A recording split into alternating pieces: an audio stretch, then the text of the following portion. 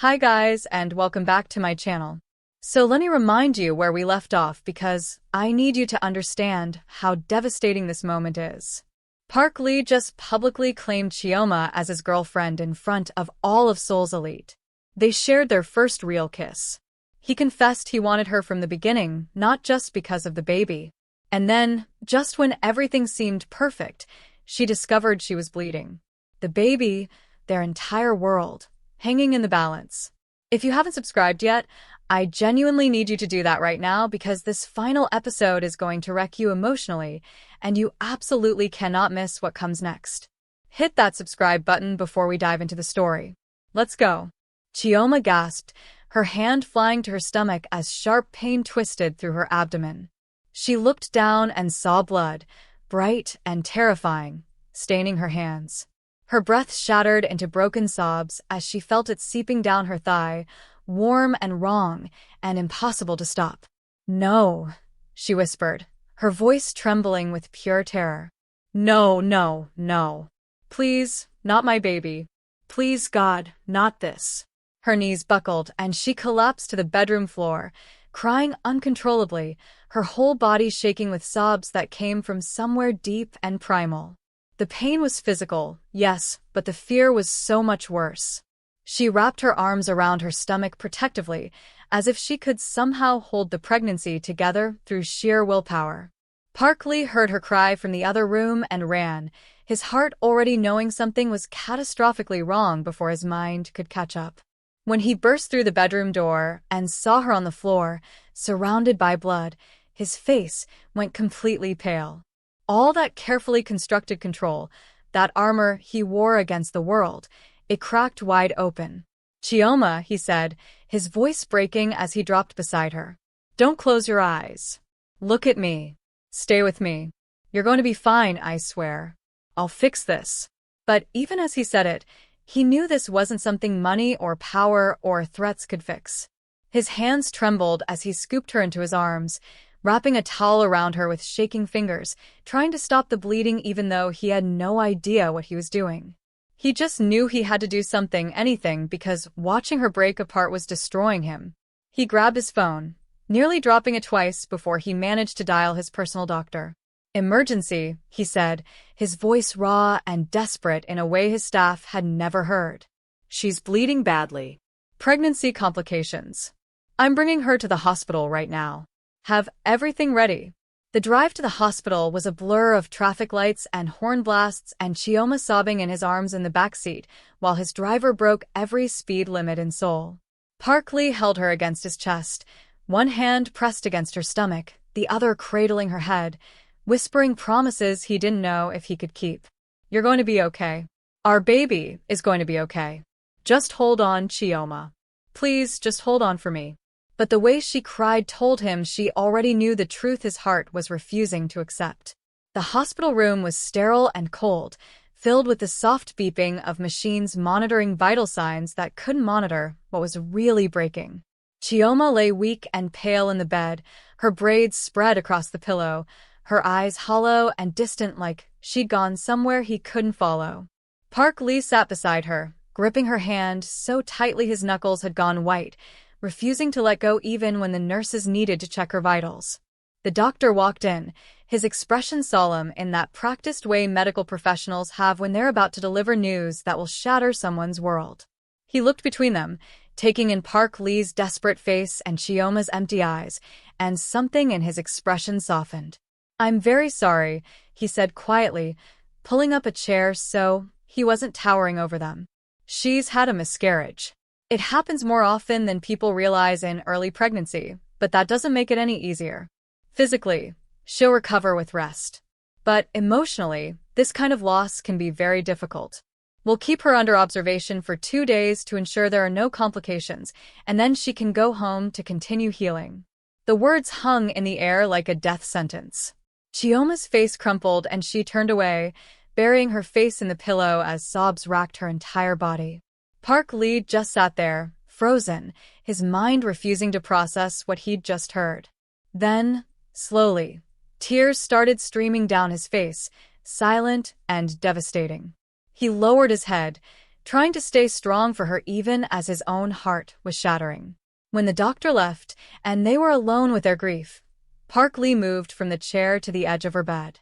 He carefully pulled her into his arms, cradling her against his chest as she cried with the kind of grief that has no words.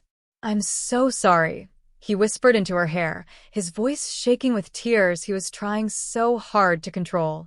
"I'm so sorry, Chioma." She cried harder, her fingers clutching his shirt like she was drowning, and he was the only solid thing in a world that had turned liquid and unstable. He held her tighter, burying his face in her braids, letting his own tears fall silently.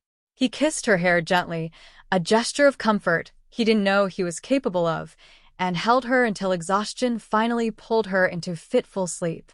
Over the next 2 days in the hospital, Park Lee became someone unrecognizable. The powerful CEO, the feared mafia boss who'd built an empire on intimidation and control, spent his time feeding Chioma spoonfuls of porridge with infinite patience. When she turned her face away, too grief-stricken to eat, he'd wait and try again 5 minutes later, gently coaxing her to take just one more bite. He wiped her face with warm towels when she was too weak to do it herself. He massaged her hands when she flinched with pain from the foreneedle. At night, he slept in the uncomfortable hospital chair pulled up beside her bed, his body curved toward her protectively, never leaving her side even when his assistant called about urgent business matters. He'd press his forehead to her hand in the darkness, a gesture of helpless comfort, wishing he could absorb her pain into himself. When Chioma was finally discharged 2 days later, weak and emotionally drained, Park Lee took her back to the penthouse and continued the care with even more intensity. He helped her to the bathroom when she was too weak to walk alone, standing just outside the door in case she needed him. He fed her soup with his own hands, every spoonful an act of devotion. He wiped away her tears at night when the grief would hit her in waves. And then came the moments that changed everything between them. The intimate care that required him to help her dress when she was too weak to manage alone. He would kneel before her to carefully slip her legs into clean underwear, his movements gentle and clinical and completely devoid of anything but care. He'd help fasten her bra with careful hands, his eyes never straying, treating her body with a reverence that made her heart ache. Sometimes she'd look at him wide-eyed, struggling to reconcile this tender caretaker with the arrogant man who used to torment her at the hotel. "You're doing all this without complaint," she'd say softly, almost in disbelief. "Taking care of me like this, helping me with everything." He'd meet her eyes, his expression absolutely serious. "I'll do it 1,000 times if it means you're comfortable. Don't think for a single second that I see any of this as a burden, Chioma. Taking care of you is the only thing keeping me sane right now." Her heart would pound at those words, at the realization that this arrogant, untouchable man she'd once hated was humbling himself completely just to care for her. At night, alone with her thoughts while he slept in the chair beside her bed, she'd whisper to herself through tears. "If only the baby had stayed, maybe I'd have more time with him. Maybe he'd keep loving me." She tried so hard to guard her heart, to build walls against feelings that were becoming impossible to deny. But every time he adjusted her blanket without being asked, every time he knelt beside her bed just to hold her hand until she fell asleep, her heart betrayed her completely. The next day, his mother arrived quietly at the penthouse. Madam Park found Chioma crying on the living room couch, curled into herself, lost in grief. Without a word, she sat beside her and pulled her into a warm maternal embrace that broke through Chioma's defenses completely. "You're a strong woman," the older woman said in a soothing voice, rocking her gently. "My son needs you more than he even realizes himself. Don't think you're alone in this pain, my dear. You're part of our family now, and we carry this grief together." Later, Madam Park pulled her son aside into his office, her expression stern in that way only mothers can achieve. "Don't lose her," she said firmly, gripping his arm. "She's rare, and I don't say that lightly. She's a keeper. Women like her, with that kind of strength and heart, they come only once in a lifetime if you're lucky." He nodded, hiding his own tears behind a forced smile that didn't fool his mother for a second. That evening, Soft sunlight filtered through the penthouse curtains, painting everything in gentle gold. Chioma was curled on the bed, lost in her own thoughts, when Park Lee entered carrying a tray with porridge and tea. He gently helped her sit up, adjusting pillows behind her back and the blanket across her lap with movements that had become routine. "Eat a little," he said softly, setting the tray in front of her. "Even if you don't feel like it, even if it tastes like nothing, you need strength." She hesitated but took a spoonful to please him. He watched with quiet relief, then reached out to brush stray braids from her face, his touch lingering longer than necessary. "My mother thinks you're special," he said quietly. "And she's absolutely right." Chioma lowered her gaze quickly, trying to hide the emotional turmoil in her chest. He continued, his voice becoming more serious. "I have to leave tomorrow. 5-day business trip to Singapore, meetings I've already postponed twice. I don't want to go, Chioma. The thought of leaving you right now is killing me. But it's urgent, and I've already assigned staff to look after you constantly. Security will stay close, and I'll call every night. Promise me you'll take care of yourself." She nodded faintly, forcing a small smile that didn't reach her eyes. "Don't worry about me. I'll be fine." He leaned down, pressing his forehead gently against hers for a long moment, then kissed her hair before leaving the room. What neither of them said was that they were both terrified of what this separation might mean. The business trip consumed Park Lee completely. The meetings were intense and complicated, requiring his full attention for hours at a stretch. He tried to call Chioma every night, but sometimes the calls were brief, just long enough to hear her voice and confirm she was okay before he was pulled back into negotiations. Each short conversation left him unsettled, missing something in her tone that he couldn't quite identify. On the day he was supposed to return, the penthouse was eerily silent. Chioma moved quietly through the bedroom, folding clothes with mechanical precision and placing them in her suitcase. She'd already packed everything that mattered, every reminder of her time here. She looked around the luxurious room one last time, tears welling as she whispered to herself. "There's no baby anymore," she said, her voice breaking on the words. "So why would he still love me once he has time to think clearly? I was only here because of the pregnancy, and now that's gone. I have to leave before my heart breaks completely. If I stay, I'll only fall deeper, and when he realizes he doesn't need me anymore, it'll destroy me." With trembling fingers, she pulled out her phone and blocked his number. It felt like cutting off a limb, painful and wrong, but necessary for survival. Then she grabbed her bags and slipped out through the service entrance, timing it perfectly with the security shift change. The staff, assuming she was resting in her room as usual, never suspected a thing. Hours later, Park Lee's car pulled up to the penthouse. He was exhausted from travel and endless meetings, but there was a faint smile on his face because he was finally home. Finally back to her. "Chioma," he called out, walking through the entrance. "I'm home. I brought you something from Singapore." Silence answered him. Heavy, wrong silence. He checked the bedroom. Empty. The kitchen. Empty. Panic rose in his chest like a physical thing, choking him. He ran through the penthouse, throwing open doors, his heart racing faster with each empty room. "No," he whispered, his voice breaking. "No, no, no. This can't be happening." He stormed to where his security team was stationed, fury and fear making his voice dangerous. "Where is she? Why did you let her leave? How did none of you notice?" The staff stammered, looking at each other in confusion. They genuinely had no idea she'd left. She'd been so quiet, so careful. They'd assumed she was resting. Back inside the penthouse, Park Lee frantically dialed her number again and again. Each call went straight to a block message. The realization hit him like a physical blow. She hadn't just left. She'd blocked him. She didn't want to be found. Something inside him broke. He grabbed the whiskey glass from his desk and hurled it across the room, watching it shatter against the wall in an explosion of glass and amber liquid. His chest heaved with rage and heartbreak as the truth sank in. "Why won't you answer me, Chioma?" He whispered to the empty penthouse, his voice shaking. "Why would you leave me?" He drove recklessly through Seoul that night, checking her old apartment, the hotel where she used to work, anywhere he could think of. But her apartment was empty, cleared out like she'd never lived there. No forwarding address. No trace. His assistant found him the next morning, still in yesterday's clothes, looking like he hadn't slept. "Sir, what happened? Where's Miss Peters?" Park Lee's voice was raw when he answered. "Find her. I don't care what it costs or who you have to bribe. Check every airport, every train station, every bus terminal." She didn't just vanish into thin air.